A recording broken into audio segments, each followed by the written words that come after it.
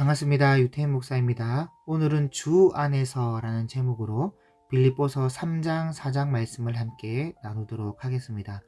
빌립보서 3장에서는 바울의 결론적인 교훈의 메시지로 들어가는데 3장 1절에 끝으로 나의 형제들아 주 안에서 기뻐하라 이렇게 부르고 있는 것 자체가 결론적 교훈으로 넘어가기 위해서 부르고 있는 말씀입니다. 특히 여기 주 안에서 기뻐하라 할때 이 주 안에서라는 표현은 구약 성경에는 아예 없는 말이고 신약에 와서야 새롭게 생겨난 표현인데요.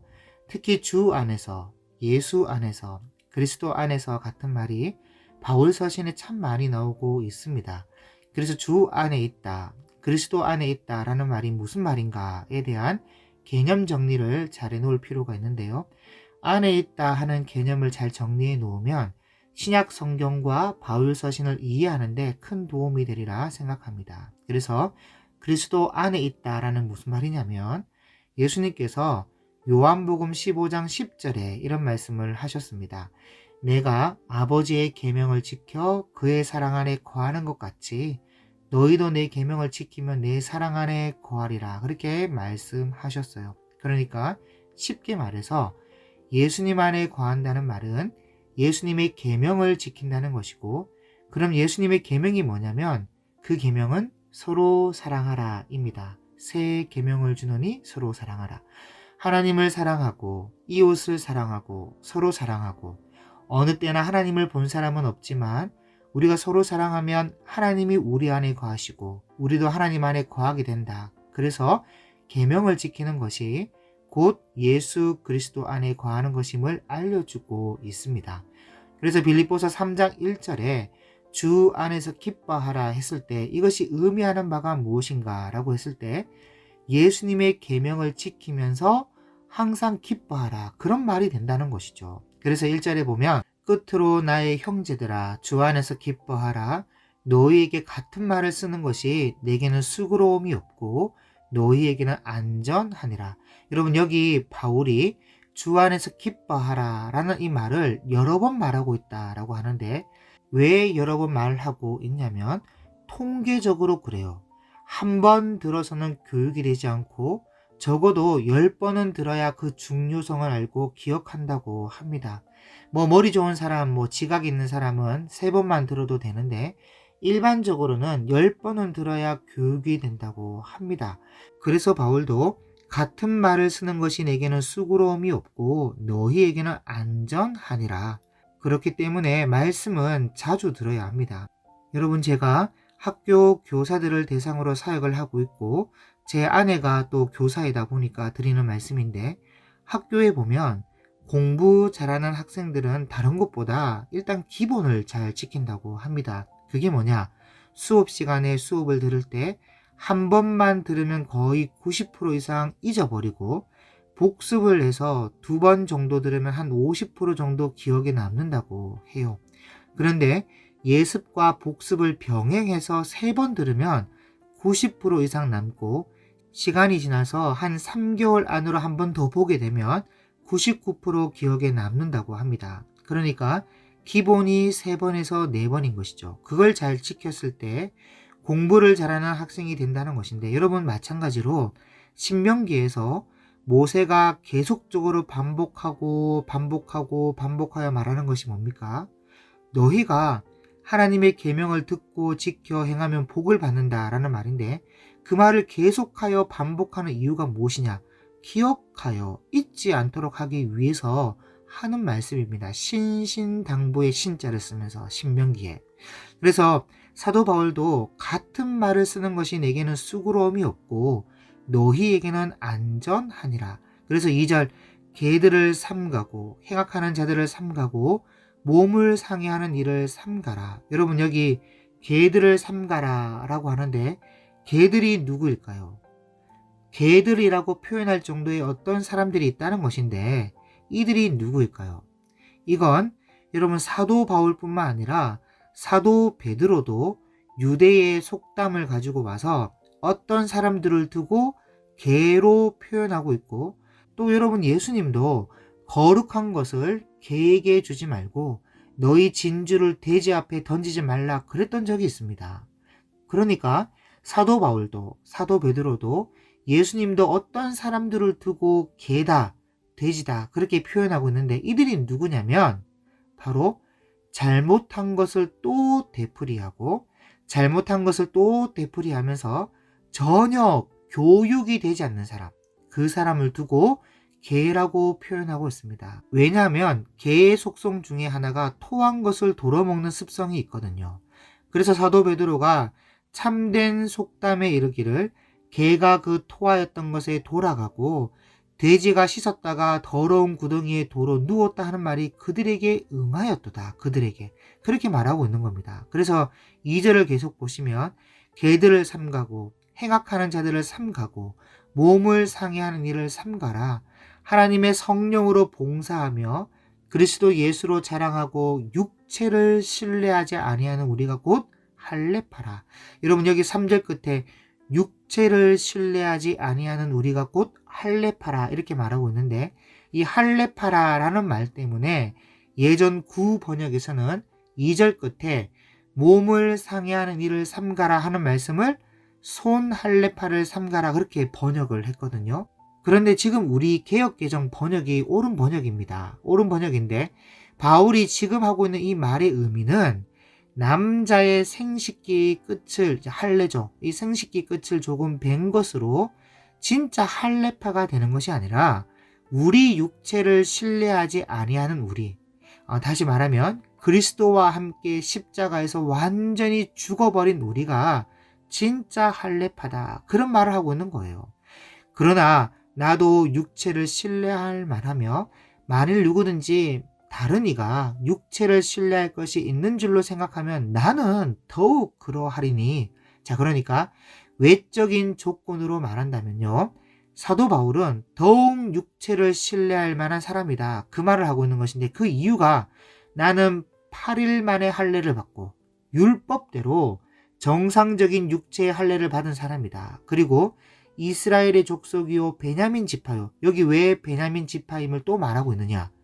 여러분 야곱의 아내가 4명 있었죠. 그 4명 중에 정부인이 레아와 라헬 2명입니다. 레아와 라헬인데 베냐민이 라헬의 아들이거든요. 정부인에게서 태어난 베냐민 지파다. 그런 말이고 이 말은 곧 히브리인 중에 히브리인이요. 진짜 히브리인이다. 그리고 율법으로는 바리새인이요. 왜냐하면 율법으로는 바리새인이 정통파거든요. 그리고 열심으로는 교회를 박해하고 율법의 의로는 흠이 없는 자라. 이게 전부 바울이 예수님을 만나기 전에 이력서인데 율법 조항을 가지고 얼마나 철두철미하게 지켰던지 그런 것으로 따지면 사실 나는 흠이 없다 할 정도였고 그렇게 잘못 배워왔고 잘못 배운 대로 살아왔다는 거예요. 너희들의 율법 따라.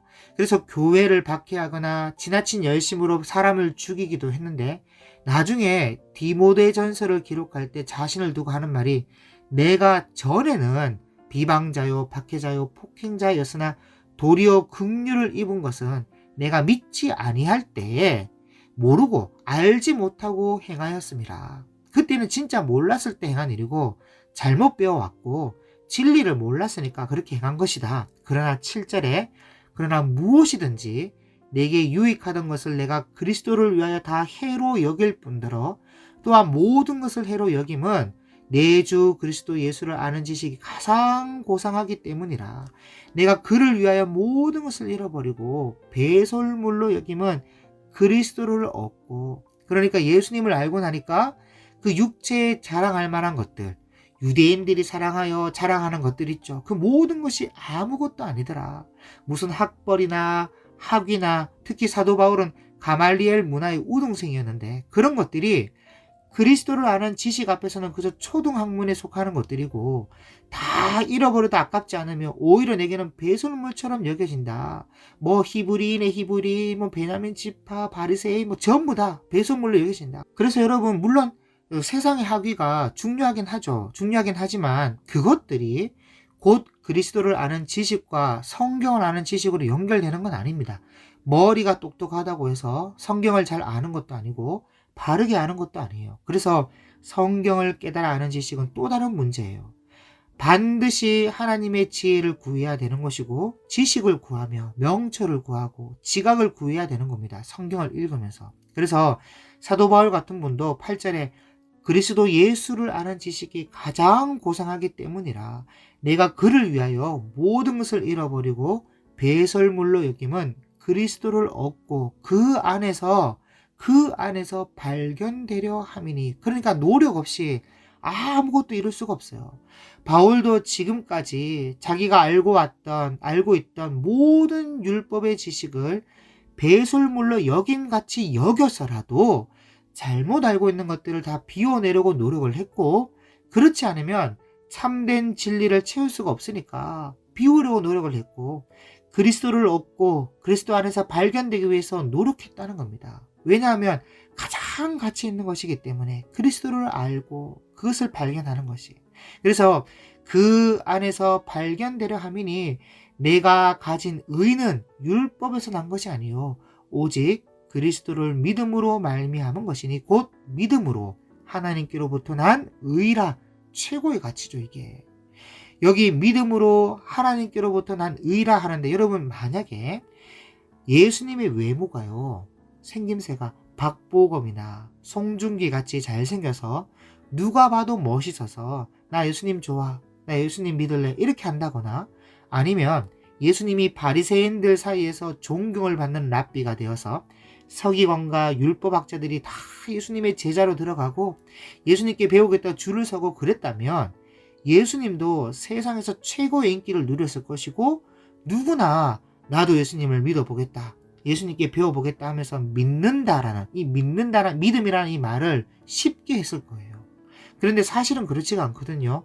뭐 우리가 보는 달력이나 뭐 아주 잘생긴 모습으로 예수님을 그려놔서 그렇지, 사실은 외적으로는 굉장히 초라하고 이사야서에 보면 연한 순 같고 마른 땅에서 나온 뿌리 같아서 고운 모양도 없고 풍채도 없은즉 우리가 보기에 흠모할 만한 아름다운 것이 없도다.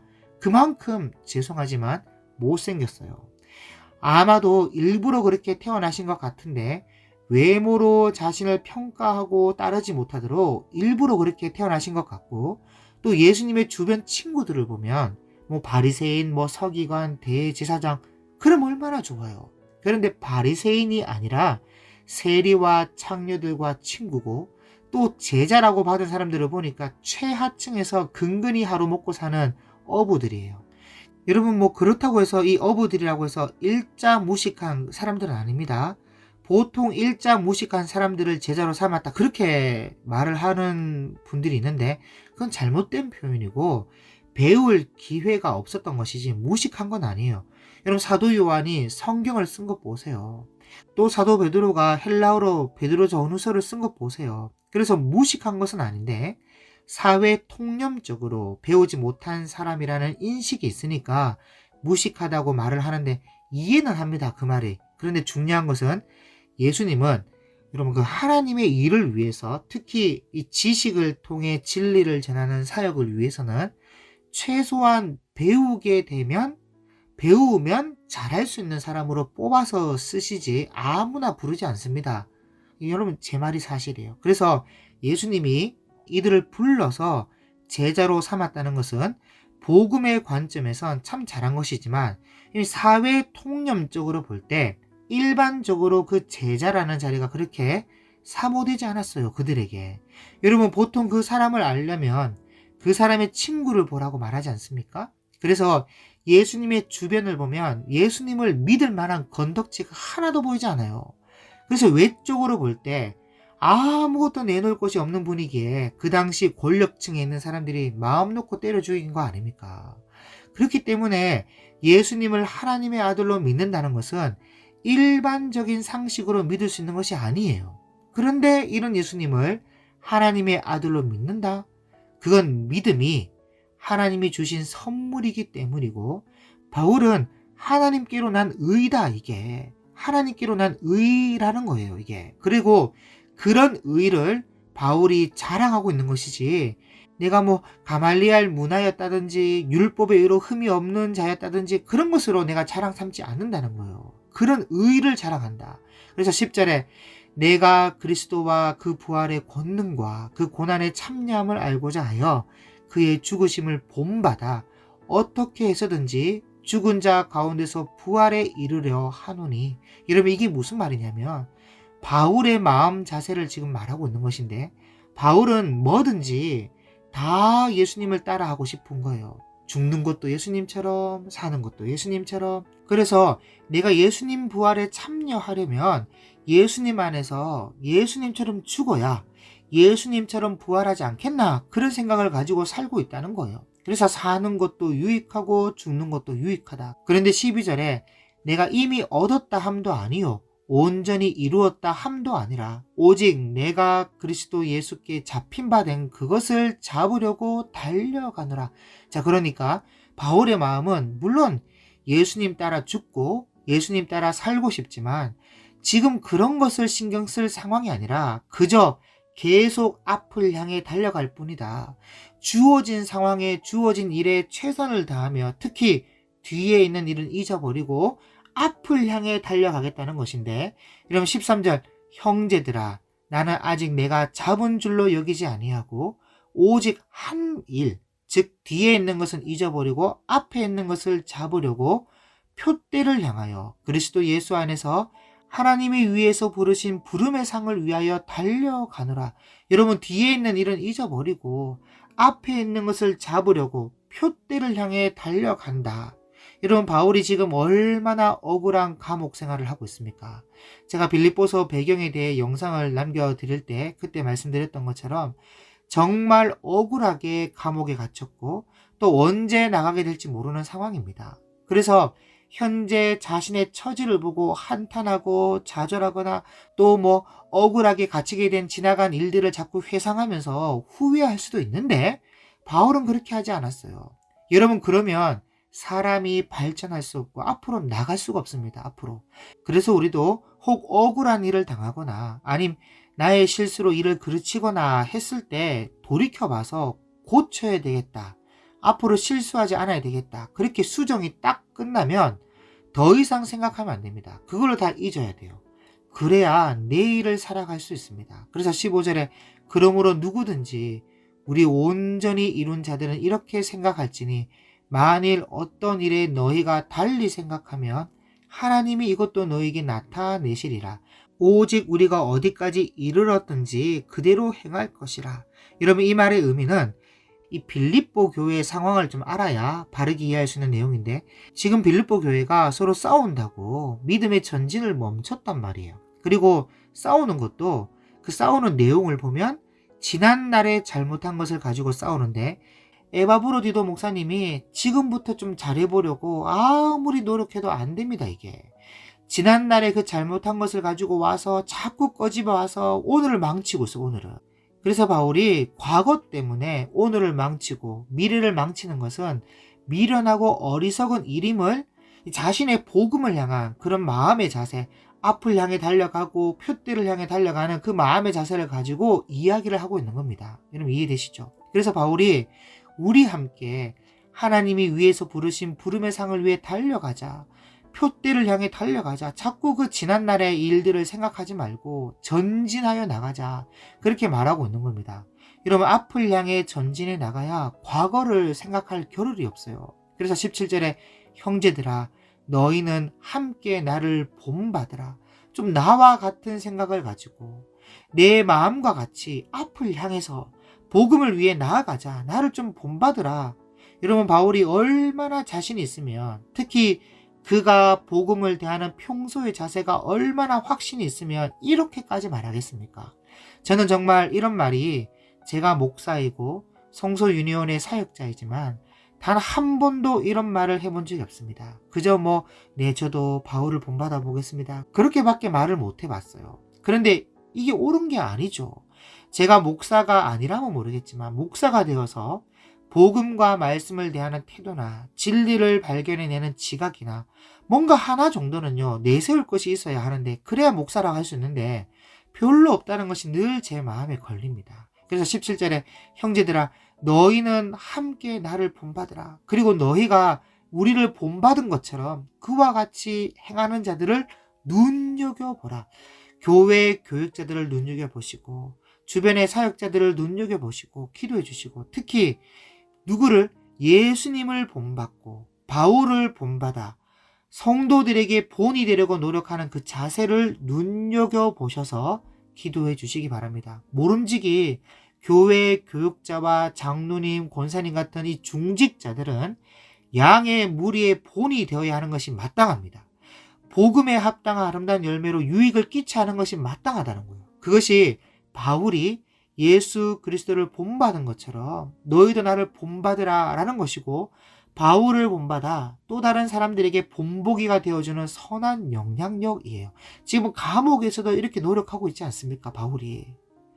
내가 여러 번 너에게 말하였거니와 이제도 눈물을 흘리며 말하노니 여러 사람들이 그리스도의 십자가의 원수로 행하느니라. 여러분, 이것도 빌립보 교회의 상황과 연결되어 있는 말씀인데, 지금 빌립보 교회 안에 어떤 여러 사람들이 그리스도의 십자가의 원수처럼 행하고 있다는 거예요. 여러분, 그리스도의 십자가라는 것은 뭡니까? 자기를 죽이고 남을 살리는 그런 정신인데, 지금 빌립보 교회의 어떤 사람들은 반대로 자기를 살리고 자기를 내세우고 자기 자존심을 세우기 위해서 남을 깎아내리고 서로 미워하고 있다는 거예요. 제가 유오디아파와 순두개파로 나눠져 있다고 말씀드린 거 기억하시죠? 그래서 이 두 파벌 간에 갈등이 심해서 서로 미워하고 깎아내리고 자기 자존심을 내세우는, 전혀 그리스도 십자가의 사랑과는 상관없는 그런 원수 같은 행위가 교회 안에 일어나고 있다는 겁니다. 그래서 바울이 그 전에도 여러 번 말을 했고 지금도 눈물을 흘리며 말하고 있다는 것인데, 이게 고쳐지지 않는 거예요. 여러분, 남을 미워하는 것은 사도 요한의 말씀에 따르면 남을 죽이는 행위와 같은 겁니다. 왜냐하면 미워한다는 것은 살인 미수와 같은 것이거든요. 그래서 요한 1서에 미워하는 자마다 살인하는 자니, 그렇게 말씀하고 있는데, 여러분, 성경에 기록된 순서에 따르면 인류 최초의 살인이 가인이 아벨을 죽인 것인데, 처음부터 이 가인이 아벨을 죽이려고 한 것은 아닙니다. 그저 미웠을 뿐이에요. 그래서 미워서 때린 건데 그게 어떻게 하다 보니까 살인으로 이어진 것이죠. 그렇기 때문에 누구를 미워한다는 것은 살인 미수와 같은 것이고, 미워하는 것은 그리스도의 십자가의 원수로 행하는 것이에요. 그래서 그리스도의 십자가의 원수로 행하는 사람은 19절에 그들의 마침은 멸망이요 그들의 신은 배요 그 영광은 그들의 부끄러움에 있고 땅의 일을 생각하는 자라. 여기 그들의 신은 배요라고 하는 이 배가 우리 배입니다. 우리 배. 자기 욕심만을 채우기 위해서 산다는 그런 말이에요. 그리고 땅의 일만 생각합니다. 자기 파의 유익을 위해서, 자기 파벌의 유익을 위해서, 자기 배의 욕심을 채우기 위해서 서로 미워하고 경쟁하고 그런 걸 스스럼 없이 행하고 있다는 거죠. 그럼 과연 이런 사람들이 하늘에 속한 사람이라 할 수 있는가? 회개하고 자복하는 모습 없이 과연 하늘에 속한 사람이라 할 수 있는가라고 했을 때 저는 그렇게 말할 수 없다고 생각을 합니다. 그래서 바울이 20절에 그러나 우리의 시민권은 하늘에 있는지라 거기로부터 구원하는 자 곧 주 예수 그리스도를 기다리노니 그는 만물을 자기에게 복종하게 하실 수 있는 자의 역사로 우리의 낮은 몸을 자기 영광의 몸의 형체와 같이 변하게 하시리라. 그러니까 하늘에 속한 시민권을 가진 자는 그리스도가 오실 때 우리의 낮은 몸을 그리스도의 영광의 형체와 같이 변하게 하실 것인데, 이런 은혜를 입기 위해서는 어떻게 되냐? 그리스도의 십자가의 원수같이 행하면 안 된다는 것입니다. 그래서 우리는 이 땅에서 우리 지체를 죽여서 남을 위해 내가 희생하고 감정을 절제하며 참고 용서하고 더 나아가 사랑해야 하는데, 지금 유오디아와 순두개파가 그렇게 하지 못하고 있다는 것이죠. 자기 자존심 때문에 상대방을 미워하고 있는 겁니다. 교회에 와서. 그래서 4장으로 넘어가면 사도 바울이 진짜 하고 싶은 말을 여기에 기록하고 있어요. 1절에 그러므로 나의 사랑하고 사모하는 형제들, 나의 기쁨이요 면류관인 사랑하는 자들아 이와 같이 주 안에 서라. 참 중요한 말씀인데 바울이 한없이 부드러운 어조로 부르면서도 촌철살인 같은 말씀을 하고 있는 거예요. 다시 말해 미워하고 그리스도의 십자가의 원수처럼 행하면 주 안에 있는 것이 아니라 주 밖에 있다는 겁니다. 그래서 제가 아까 말씀드렸던 것처럼 하늘에 속한 사람이라 할 수 있는가라고 했을 때 없다는 거예요. 어떻게 그리스도의 십자가의 원수처럼 행하고 있는데 주 안에 있다고 말할 수 있겠습니까? 그래서 사도 바울이 주 안에 서라, 예수님 안으로 들어와라 하면서 권고하는데 2절 보세요. 내가 유오디아를 권하고 순두개를 권하노니 주 안에서 같은 마음을 품으라. 이게 바울이 진짜 하고 싶은 결론적 권고죠. 주 안에 서고 주 안에서 같은 마음을 품고, 정말 짧은 공고의 말씀인데 그런데도 충분히 이해가 되고 충분히 알아들을 수 있는 말이며 촌철살인 같은 말씀으로 권하고 있는 겁니다. 그리고 3절에 또 참으로 나와 멍에를 같이 한 네게 구하노니 복음에 나와 함께 힘쓰던 저 여인들을 돕고, 여기에 저 여인들이 나오는데 이 여인들이 누구냐면 이 대표적인 인물이 자색 옷감 장사를 하는 루디아라는 여인이에요. 지금 빌립보에 같이 있거든요. 이분이 나이가 많아서 은퇴를 한 것 같은데 이런 분들을 도우라는 말과 3절에 또한 글레멘드와 그 외에 나의 동력자들을 도우라. 그 이름들이 생명책에 있느니라. 여러분, 우리가 모든 사람에게 선한 일을 해야 되겠지만 믿음의 가정들에게는 더욱 해야 되고, 성도 중에 어려움을 당한 사람이 있으면 더욱 손을 펴야 합니다. 왜냐하면 그 이름들이 생명책에 있는 사람들이기 때문이죠. 그런 사람들을 귀하게 여겨야 돼요. 예수님의 피로 구속받아서 주 안에 거하고 그 이름들이 생명책에 기록되어 있으니까 오히려 더 귀하게 여기고 주 안에서 한 형제가 되고 또 주 안에서 같은 마음을 품은 사람들이기에, 그리고 4절에 보면 주 안에서 항상 기뻐하라 그렇게 말씀하고 있는데 주 안에서 항상 기뻐하기 위해서 이런 생명책에 기록된 사람들을 더욱 귀하게 여겨야 된다는 겁니다. 더욱 귀하게 여겨야 된다. 항상 기뻐하기 위해서 주 안에서. 그래서 4절에 주 안에서 항상 기뻐하라. 내가 다시 말하노니 기뻐하라. 여러분, 교회가 기쁨이 없으면요 전도도 안 되고 교육도 안 되고 성장도 안 되고 부흥도 안 되고 아무것도 안 됩니다. 그리고 우리의 예배도 헛것이 되는 거예요. 정말 기뻐하면서 찬양하고 감사하면서 서로 돌아보며 기쁨이 넘쳐서 예배가 기다려지고 그래야 성장할 수 있는데 빌립보 교회가 지금 그렇지 못해요. 그래서 바울이 기쁨을 회복하기를 위해서 주 안에 서라, 주 안에서 같은 마음을 품으라, 주 안에서 항상 기뻐하라 그렇게 말하고 있는데, 여러분 사실 억지로 그렇게 마음을 먹는다고 해서 기쁨이 회복됩니까? 마음으로 그래 기뻐해 보겠다 그렇게 결단한다고 해서 기쁨이 회복되냐고요? 아니거든요. 그래서 기쁨을 회복하기 위해선 가장 먼저 안 좋은 분위기를 만든 당사자들의 행동부터 완전히 달라져야 합니다. 그 분위기를 만든 당사자들, 그들의 행동이 달라지고 말이 달라지고 분위기가 달라지고 하여튼 뭔가 달라지는 것이 보여야 기쁨이 생기는 것이지, 전혀 그런 것도 없는데 기뻐하라 하면서 윽박지른다고 해서 해결될 수 있는 문제가 아니죠. 그래서 5절에 바울이 너희 관용을 모든 사람에게 알게 하라, 주께서 가까우시니라. 그러니까 기쁨을 회복하기 위해서 달라져야 합니다. 미워하고 다투고 경쟁하고 있던 모습에서 벗어나 관용을 모든 사람에게 알게끔 달라져야 돼요. 특히 여기 주께서 가까우시니라, 이 말은요 관용이 없는 사람에겐 긍휼 없는 심판이 준비되어 있다 그런 말이에요. 지금처럼 계속 미워하고 경쟁하고 다투면서 그렇게 있으면 너도 관용 없는 심판을 받게 될 것이다 그런 말을 하고 있는 겁니다 지금. 그래서 달라져야 하는데, 여러분 사실 갑자기 뭐 사도 바울의 편지라고 하지만 또 사도 바울의 명령이라고 하지만 그 명령에 따라 갑자기 달라지는 것이 쉬운 게 아니죠.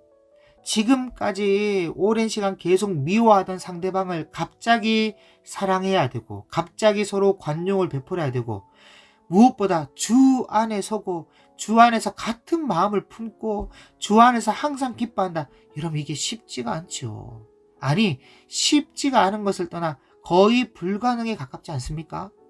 우리의 노력과 결심과 결단이 반드시 필요해야 하겠지만 그것만으로는 이렇게 된다는 것이 거의 불가능합니다. 그렇기 때문에 뭐가 필요하냐? 하나님의 은혜와 그리스도의 사랑이 필요한 거예요. 그래서 6절에 바울이 권면하는 말이 뭐냐? 아무것도 염려하지 말고 과연 이게 될까? 가능한 말인가? 아무리 바울 선생님의 말이라 하지만 이렇게 할 수 있을까? 그런 염려하지 말고, 여러분 이해되시죠? 그래서 아무것도 염려하지 말고 다만 모든 일에 기도와 간구로 너희 구할 것을 어떻게 하라? 감사함으로 하나님께 아뢰라. 도저히 기도할 수 없고 화해할 생각도 없었으며 뭐 용서하고 화목하게 지내보겠다? 전혀 시도도 해보지 않았던 일이지만 염려된 그 마음을 억누르고 다시 친구로 동료로 한번 잘 지내보겠다고 기도하는 이 순간이 그저 감사한 거예요, 그게. 그래서 감사함으로 하나님께 아뢰라. 그리하면 모든 지각에 뛰어난 하나님의 평강이 그리스도 예수 안에서 어떻게 하신다고요? 너희의 마음과 생각을 지키시리라. 뭐 문제를 해결해 주겠다.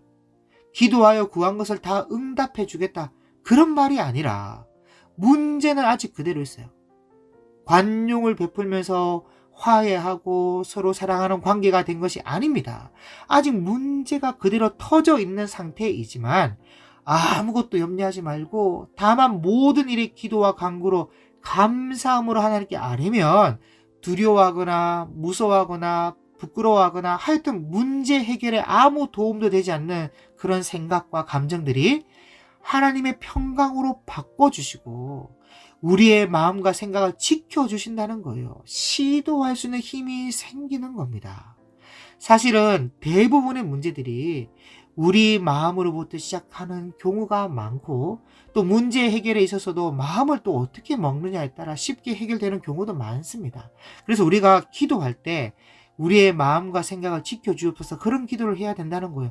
예수님도 주기도문을 가르치면서 우리를 시험에 빠지지 않게 하시고 악에서 구하소서. 그래서 마음과 생각으로부터 시험이 들지 않도록 조심해야 한다. 그것을 구해야 된다는 거예요. 그리고 8절에 가서 한마디를 또 더 붙이고 있는데 끝으로 형제들아 무엇에든지 참되며 무엇에든지 경건하며 무엇에든지 옳으며 무엇에든지 정결하며 무엇에든지 사랑받을 만하며 무엇에든지 칭찬받을 만하며 무슨 덕이 있든지 무슨 기림이 있든지 이것들을 생각하라. 이것들을 무엇이든지 그리스도인이라면 최선의 아름다운 것으로 본이 되어야 한다는 거예요. 이게 지금처럼 뭐 계속 화해도 안 하고 원수처럼 계속 그렇게 지내고 그러면 안 되고 또 화해했다 하더라도 예전처럼 또 돌아가서도 안 되고 최선의 아름다움, 최고의 선, 최고의 칭찬, 최고의 열매가 가득한 삶이 되도록 무엇이든지 그런 삶이 되도록 살아야 해요. 특히 사도 바울이 그렇게 살았고 그런 아름다운 열매를 늘 사도 바울은 추구했고 몸소 본이 되어 주었기 때문에 제자된 자로서 우리도 지금보다 더욱 아름다운 삶이 되도록 살아야 한다는 겁니다. 그래서 9절에 너희는 내게 배우고 받고 듣고 본 바를 행하라. 그리하면 평강의 하나님이 너희와 함께 계시리라. 그러니까 바울에게 배운 것처럼 사랑의 실천과 섬김과 희생을 듣고 본 바 그대로 행하면 되는 거예요. 여러분 하나님께서 사도 바울과 함께 하셨는데 하나님이 함께 하신다고 해서 어려움이 없었느냐? 아니에요. 무진장 많았습니다, 사도 바울. 그런데 그렇다고 해서 사도 바울의 믿음이 파산되거나 양심이 파괴되거나 하나님을 원망하거나 불평하거나 그렇게 하지 않았죠. 정말 어떤 상황 속에서도 믿음의 본이 되는 삶을 살았고 몸소 보여줬어요. 정말 당당하게 나를 본받으라 할 수 있을 정도로 거룩하게 살았습니다. 그렇게 우리에게도 그 본바대로 행하라 그렇게 말씀하고 있는 것이죠. 자 이제 10절부터는 바울의 사적인 이야기인데요. 내가 주 안에서 크게 기뻐함은 너희가 나를 생각하던 것이 이제 다시 싹이 남이니 너희가 또한 이를 위하여 생각은 하였으나 기회가 없었느니라. 자 여기 나를 생각하던 것이 이제 다시 싹이 났다라는 말이 무슨 말이냐면 빌립보 교인들이 사도 바울이 어디를 가든지 늘 선교 후원금으로 동참을 했는데 어느 날부터 선교 후원금이 뜸한 거예요. 그래서 왜 뜸했느냐?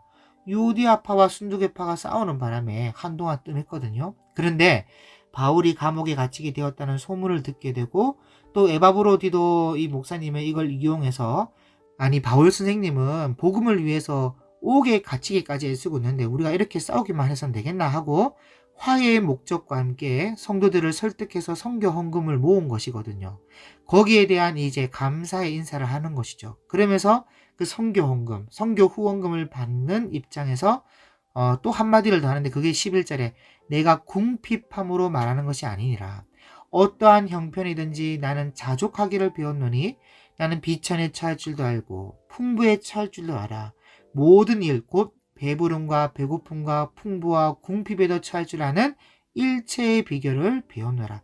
선교 후원금을 받았기 때문에 이 선교 후원금이 기준이 되어서 선교 후원금을 준 너희를 더 생각하고 더 사랑하는, 그러니까 뭔가 사람을 대하는 자세, 교회를 대하는 자세, 그런 자세가 돈에 의해서 사도 바울은 달라지지 않는다는 것을 지금 이렇게 말씀하고 있는 겁니다. 여러분 보통 누가 이거 좋은 데 쓰세요 하면서 돈을 주면 그 당사자에게 좀 더 마음이 가기 마련입니다. 좀 더 잘해주고 싶고 말이라도 한 번 더 붙이고 싶고 그게 인지상정인데 바울은 그렇지가 않았어요. 어떤 상황이든 한결같이 풍부와 궁핍에도 처할 줄 아는 일체의 비결을 가지고 있었습니다. 물론 감사하는 마음이야 있지요. 그리고 고맙다고 표현도 하고 그런데 그것으로 사람을 가리거나 편애하지 않는다는 거예요. 그리고 무엇보다 바울의 이런 자세뿐만 아니라 바울이 지금까지 겪은 모든 고난과 삶의 경험들이 더욱 바울을 성숙하게 만들었습니다. 어려운 날을 겪어보기도 하고 풍부한 삶을 살아보기도 하고 복음을 전하는 가운데 겪게 된 모든 경험들, 고난도 받고 사랑도 받고 대접도 받고 내 모든 걸 털어서 남에게 주기도 하고 가난한 자와 부한 자를 편애하지 않고 하여튼 복음을 위해서라면 내 모든 시간과 헌신과 섬김과 돈과 모든 것을 들여서 다름질한 그 경험들이 이제는 합력하여서 선을 이루는데 비천과 풍부와 배부름과 배고픔과 궁핍에도 처할 줄 아는 일체의 비결을 배웠노라. 그렇기 때문에 어떤 상황 속에서도 일희일비하지 않고 또 낙심하거나 낙담하거나 또 너무 가볍게 후원금으로 좋아서 어쩔 줄 몰라 하거나 그렇게 하지 않고 어떤 상황 속에서든 복음을 위해서 다름질을 할 수 있게 되었는데 그게 어떻게 해서 이게 가능하게 되었냐? 13절에 내게 능력 주시는 자 안에서 내가 모든 것을 할 수 있느니라. 그러니까 아무 이유도 원인도 없이 하나님이 능력 주시면 내가 모든 것을 할 수 있다. 그런 것이 아니라 방금 말씀드린 비천에 처할 줄도 알고 풍부에 처할 줄도 알고 배부르든 배가 고프든 어떤 상황 속에서도 복음을 위해서 다름질할 수 있는 그런 경험과 또 복음을 위해서라면 내 모든 것을 내어놓고도 감사할 수 있는 그런 자세와 같은 것에 그런 모든 것의 일체의 비결을 배우지 않고선 이런 말을 쓰면 안 돼요. 내 주머니에 들어온 돈 하나 제대로 꺼내놓지 못하면서 내게 능력 주시는 자 안에서 내가 모든 것을 할 수 있다. 그 말도 안 되는 소리예요 그건. 하나님이 아무나에게 다 능력 주겠다고 약속한 적 있습니까? 또 왜 줘야 합니까? 내가 기도하면 다 줘야 된다. 그건 누구 마음입니까? 그렇게 해줘야 될 이유가 뭐냐고요. 풍부와 궁핍에 처할 줄 아는 일체의 비결을 배우지 못한 상황 속에서 하나님이 능력 주고 물질 한번 줘보십시오. 그럼 과연 그게 복음과 하나님 나라를 위해서 쓰일 거라고 여러분 장담할 수 있습니까? 저는 그렇지 않다고 생각해요. 다 자기 욕심 채우기 바쁘지 안 그렇습니까? 그래서 요절이라고 물론 요절은 맞죠. 맞는데 앞뒤의 상황과 배경과 의미를 제대로 알고 외우든지 해야지.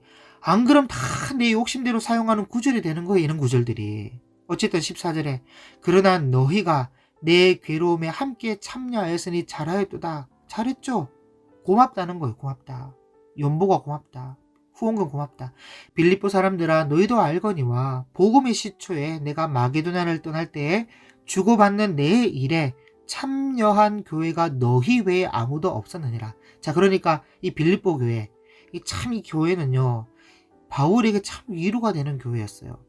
바울의 사역의 시초부터 참여한 교회가 빌립보 교회밖에 없었습니다. 그래서 16절에 데살로니가에 있을 때에도 너희가 한 번뿐만 아니라 두 번이나 나의 쓸 것을 보내었도다.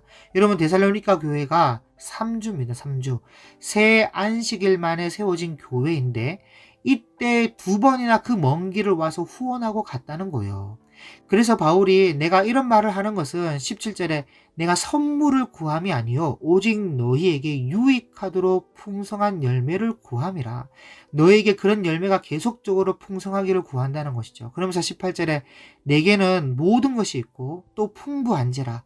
에바브로디도 편에 너희가 준 것을 받음으로 내가 풍족하니 이는 받으실 만한 향기로운 제물이요 하나님을 기쁘시게 한 것이라. 여기 특히 바울이 내게는 모든 것이 있고 또 풍부한지라 그렇게 말하고 있는데 왜 풍부한가라고 했을 때 물론 에바브로디도에게 후원금을 받았다고 하는 말도 나오고 있으니까 그 후원금으로 풍부하고 풍족하다라는 말도 맞겠지만 학설에 의하면 3차 전도 여행을 떠날 때 길리기아 다소의 자기 재산을 다 정리했을 것으로 보고 있습니다. 왜냐하면 내가 다시는 이쪽 수리아 쪽으로 올 수 없을 것이다 라는 것을 이제 바울이 알게 되고 그래서 바울이 자기 재산을 다 정리를 했을 것이고 3차 전도 여행을 떠났을 가능성이 높다라는 것이 학설로 있습니다. 그래서 풍부하고 풍족하다. 나의 하나님이 그리스도 예수 안에서 영광 가운데 그 풍성한 대로 너희 모든 쓸 것을 채우시리라. 하나님이 다 채워주시고 더 풍성하게 해주실 것이다. 그런 말인데 선한 일을 해보고 선한 일을 알아 선한 일에 나눌 줄 아는 사람에게 하나님이 더 풍성하게 채워주시는 겁니다. 20절 하나님 곧 우리 아버지께 세세 무궁하도록 영광을 돌릴지어다. 아멘. 이렇게 해서 끝나는데 21절부터는 끝인사이기 때문에 그건 여러분들이 읽어보시면 되고 이렇게 해서 빌립보서가 끝나는데요. 결론은 뭐냐? 영상 시간이 많이 지체되어서 짧게 말씀을 드리자면 교회가 싸우려고 하지 말고 열심히 서로 사랑하고 관용하고 또 나누고 베풀고 특히 생명책에 기록되어 있는 사람들을 위해서 나누고 도우라는 겁니다. 그리고 주 안에서라 무엇보다 주 안에서 같은 마음을 품고 주 안에서 함께 기뻐하고 주 안에서 예수님의 계명을 지켜 서로 사랑하는 우리가 되자 그런 말씀을 하고 있는 것입니다. 그러므로 이 말씀에 순종하여 그렇게 할 때에 참 목자가 되신 예수님이 나타나실 때 칭찬과 상급이 있을 줄 믿습니다. 감사합니다.